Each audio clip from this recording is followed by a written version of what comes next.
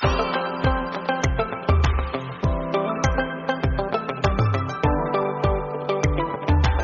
Morning, hello students, मैं हूँ दीक्षा। आज मैं आपको बताने वाली हूँ क्लोरोप्लास्ट के बारे में, जिसे हिंदी में हरित लवक भी कहते हैं। तो जो हरित लवक है अपने आप में ही एक इम्पॉर्टेंट पॉइंट है। क्योंकि हरित लवक यानी क्लोरोप्लास्ट के कारण ही जो पृथ्वी पे जीव जगत है वो निर्मित है। क्योंकि क्लोरोप्लास्ट के कारण ही पेड़ पौधे क्या करते हैं, भोजन का निर्माण करते हैं, और इसके साथ साथ जो जीवनदायिनी ऑक्सीजन है उसका निर्माण भी कौन करता है, क्लोरोप्लास्ट है। तो आज हम पढ़ने वाले मोस्ट इम्पोर्टेंट पॉइंट क्लोरोप्लास्ट अर्थात हरित लवक के बारे में। तो जो हरित लवक है ये एक प्रकार का क्या है, लवक है। क्या है, लवक, यानी कि प्लास्टिड है। और प्लास्टिड की खोज सर्वप्रथम वैज्ञानिक हेकल ने की थी। किसने की थी, हेकल ने। भाई ये ऑब्जेक्टिव क्वेश्चन है, इनको आप टिक करके रखिए फॉर नीट एग्जाम। तो जो जितने भी वैज्ञानिक के नाम है उनको आपको अच्छी तरह से याद रखना है। तो हेकल कौन है, लवक की खोज करने वाले सर्वप्रथम वैज्ञानिक है।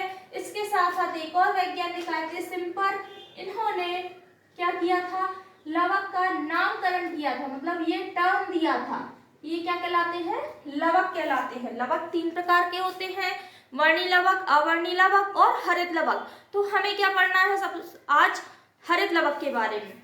हरित लवक कहाँ पाया जाता है, हरित लवक जो है वो पौधे की पत्तियों पर पाया जाता है। कहाँ पाया जाता है, पत्तियों पर, हरी पत्तियों पर। इसके अलावा जो मुलायम शाखाएं होती हैं, तने होते हैं, उन पर भी हरित लवक पाया जाता है।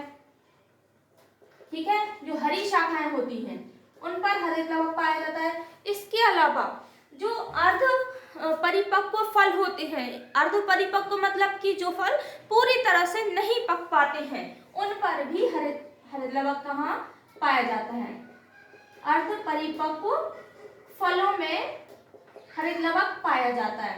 अब हम देखेंगे जो हरित लवक होता है वो किस शेप में होता है, इसका शेप किस आकार कैसा होता है। तो ये हरित लवक होते हैं भिन्न पौधों में भिन्न भिन्न आकार के होते हैं। किसी पौधे में ये गोलाकार होते हैं, किसी में ये चपटे आकार के होते हैं, किसी में ये सर्पिलाकार होते हैं। ठीक है, तो इसका शेप निश्चित नहीं होता है। तो ये कैसे होते हैं, गोल आकार के भी होते हैं या फिर चपटे, है ना, वृत्ताकार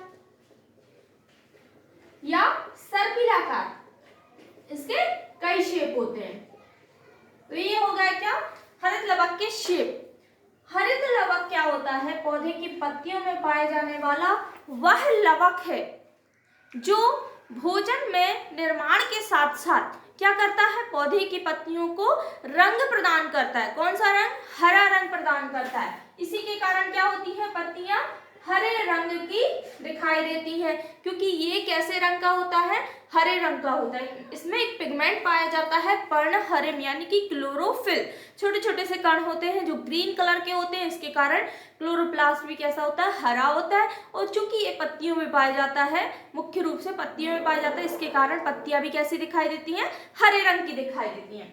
अब हम देख सकते हैं कि क्लोरोप्लास्ट है वो डबल मेम्ब्रेन द्वारा घिरा होता है। ये पहली मेम्ब्रेन और ये दूसरी मेम्ब्रेन, मतलब इसमें कितनी मेम्ब्रेन पाई जाती हैं, 2 मेम्ब्रेन पाई जाती हैं। 2 मेम्ब्रेन अर्थात 2 परतें पाई जाती हैं। जो इसकी बाहरी परत होती है वो कहलाती है आउटर मेम्ब्रेन। क्या कहलाती है, आउटर मेम्ब्रेन। लेकिन इसमें जो अंदर की परत होती है ये वाली, ये कहलाती है इसकी इनर मेम्ब्रेन। क्या कहलाती है, इनर, जिसे आंतरिक परत भी कहते हैं। ठीक है, तो क्लोरोप्लास्ट कितनी झिल्लियों के द्वारा घिरा होता है, ये दोहरी झिल्ली के द्वारा घिरा होता है। ठीक है, यहां से होता है क्लोरोप्लास्ट की डेफिनेशन शुरू। तो जो क्लोरोप्लास्ट होता है वो हरे रंग का दिखाई देता है और दोहरी झिल्ली के द्वारा ये घिरा रहता है। इसमें एक तरल गाढ़ा पदार्थ पाया जाता है।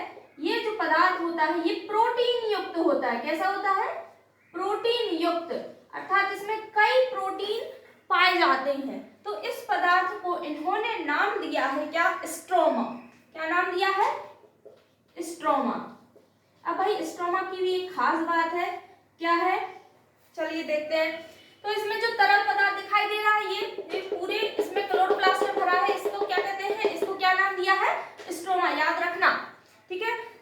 प्रकाश संश्लेषण में दो क्रियाएं होती हैं, एक होती है लाइट रिएक्शन और एक होती है डार्क रिएक्शन, यानी कि प्रकाशिक और अप्रकाशिक क्रिया। तो जो अप्रकाशिक क्रिया होती है वो होती है स्ट्रोमा के अंदर, अर्थात इसके अंदर कौन सी क्रिया होती है? Dark reaction. अप्रकाशिक मतलब कि डार्क रिएक्शन। प्रकाश संश्लेषण की अप्रकाशिक क्रिया कहाँ होती है? स्ट्रोमा के अंदर। इसको भी बहुत अच्छे से हाईलाइट करके नोट कर लीजिए, ठीक है। अब हम देखते हैं स्ट्रोमा के अंदर क्या क्या पाया जाता है। तो स्ट्रोमा के अंदर ये जो घुमावदार संरचना दिख रही है इसे हम कहते हैं डीएनए। क्या कहते हैं? डीएनए, ठीक है। लेकिन इसमें इसके अलावा आरएनए भी पाया जाता है। जो आरएनए होता है वो सिंगल लेयर का होता है, ठीक है। तो ये है इसका आरएनए, मतलब राइबोन्यूक्लिक एसिड। डीएनए का पूरा क्या नाम है? Deoxyribonucleic acid. तो इसमें क्या क्या पाया जाता है? स्ट्रोमा में क्या क्या पाया जाता है? आरएनए, इसके अलावा डीएनए, इसके अलावा इसमें राइबोसोम भी पाया जाता है, ठीक है। लेकिन राइबोसोम के अलावा एक और चीज इसमें होती है जिसे हम कहते हैं एंजाइम। एंजाइम का काम क्या है? क्रिया को उत्प्रेरित करना, मतलब कोई भी क्रिया अगर धीमी गति से हो रही है उसको तेज गति से करने के लिए उत्प्रेरक का कार्य कौन करता है? एंजाइम्स करते हैं। तो एंजाइम्स भी पाए जाते हैं किसमें? स्ट्रोमा में। तो हम देखते हैं स्ट्रोमा में क्या क्या होता है। सबसे पहले ये जो संरचना दिखाई दे रही है ये क्या है? आरएनए। इसके अलावा यहाँ डीएनए, ठीक है। इसमें राइबोसोम के कण भी पाए जाते हैं, इन्हें हम क्या कहते हैं? राइबोसोम। इसके अलावा इसमें एंजाइम भी पाए जाते हैं। अब आप इसमें देख सकते हैं तरल पदार्थ तो हो गया, ये जो पूरा मटेरियल भरा हुआ है इसका मैट्रिक्स, इसे हम क्या कहते हैं? स्ट्रोमा। अब इसमें देख सकते हैं कि ये कुछ सिक्के के ढेर के समान संरचना दिखाई दे रही है। दिखाई दे रही है? ये जो सिक्के के ढेर के समान संरचना है इन्हें हम कहते हैं ग्रेना। क्या कहते हैं? ग्रेना कहते हैं। इसको क्या कहते हैं? ग्रेना। और इसका जो पूरा सेट होता है उसको हम कहते हैं ग्रेनम। क्या कहते हैं? ग्रेनम, ठीक है। लेकिन इसके अलावा इसमें क्या होता है? झिल्ली युक्त पदार्थ पाया जाता है। इसमें ऊपर की ओर देख सकते हैं इसमें कई झिल्ली युक्त सिक्के के ढेर के समान इसी तरह से होते हैं जिसे हम कहते हैं थाइलेकॉइड। यहाँ लिख दे रही हूँ, यहाँ पे ये जो झिल्ली नुमा संरचना है जिसे हम क्या कहते हैं? थाइलेकॉइड।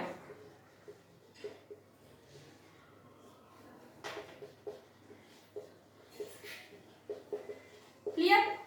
तो इसमें कुछ झिल्ली नुमा संरचना होती है जिसे नाम दिया गया है थाइलेकॉइड। और ये झिल्ली नुमा संरचना क्या होती है? कागज के पन्नों की तरह एक के ऊपर एक ढेर के समान या फिर सिक्के के ढेर के समान रखी हुई होती है जिसे हम कहते हैं ग्रेनम, ठीक है। और इसके एक सिक्के की समान संरचना जो होती है उसको कहते हैं ग्रेना। एक जो पूरा सेट होता है इसमें कम से कम 40 से 60 ग्रेना पाए जाते हैं। अब बात आती है कि जो लाइट डार्क रिएक्शन वो तो स्ट्रोमा के अंदर होती है, लेकिन इसके अलावा एक और क्रिया होती है जिसे हम कहते हैं लाइट रिएक्शन। क्या कहते हैं? लाइट या प्रकाशिक अभिक्रिया। तो जो प्रकाशिक अभिक्रिया है वो होती है ग्रेना के अंदर। कहाँ होती है? ग्रेना के अंदर। ग्रेना के अंदर कौन सी रिएक्शन होती है? Light reaction. आ गई आसान में? तो डार्क रिएक्शन कहाँ होती है? स्ट्रोमा के अंदर। और लाइट रिएक्शन कहाँ होती है? ग्रेना के अंदर। क्लियर है? तो प्रकाश संश्लेषण की दो क्रियाएं होती हैं, डार्क और लाइट रिएक्शन, वो दोनों ही मैंने आपको बता दी। तो बात आती है कि जो सिक्के के ढेर की समान संरचना है जिसे हम क्या कहते हैं? ग्रेना कहते हैं। ये जो ग्रेना है या फिर इसके अंदर जो झिल्लीनुमा संरचना पाई जाती है जैसे थाइलेकॉइड कहते हैं, वो आपस में लंबी लंबी पटलिकाओं के द्वारा, ये रेड कलर की जो दिख रही है ये क्या है? इसकी पटलिकाएं। जिसे नाम दिया गया है लैमेली। क्या नाम दिया गया है? लैमेली। ये लंबी पतली संरचना के द्वारा जुड़े होते हैं जिसे नाम दिया गया है लैमेली। ठीक है, अर्थात हम ये कह सकते हैं कि जो थाइलेकोइड होती हैं वो आपस में लैमेली के द्वारा जुड़ी होती हैं। इसके सारे पॉइंट्स क्लियर हो गए।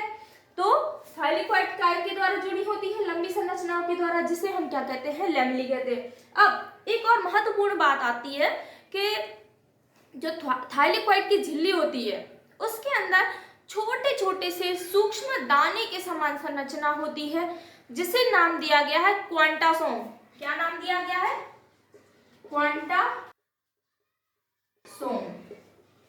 ठीक है, तो जो क्वांटासोम होते हैं ये कहाँ पाए जाते हैं? ये पाए जाते हैं थाइलेकोइड झिल्ली के अंदर, छोटे छोटे से सूक्ष्म दाने के समान संरचना, इसे नाम दिया गया है क्वांटासोम। इसके अलावा इसमें कई और हरे कण भी बिखरे होते हैं। कहाँ पे? थाइलेकोइड झिल्ली के अंदर, जिसे नाम दिया गया है पर्णहरिम। तो पर्णहरिम जिसे क्लोरोफिल भी कहते हैं। क्या कहते हैं? क्लोरोफिल। क्लोरोफिल कहाँ पाई जाती है? ये भी थाइलेकोइड झिल्ली के अंदर पाई जाती है और ये पूरी रूप से बिखरे रहते हैं जिसके कारण क्लोरोप्लास्ट का रंग हरा होता है और ये पाई जाती है चूंकि पत्तियों में, तो पत्तियों का रंग भी हरा दिखाई देता है। पर्णहरिम का एक महत्वपूर्ण काम होता है, वो क्या होता है? प्रकाश संश्लेषण की क्रिया में भाग लेना। तो जो पर्णहरिम होता है ये क्या करता है?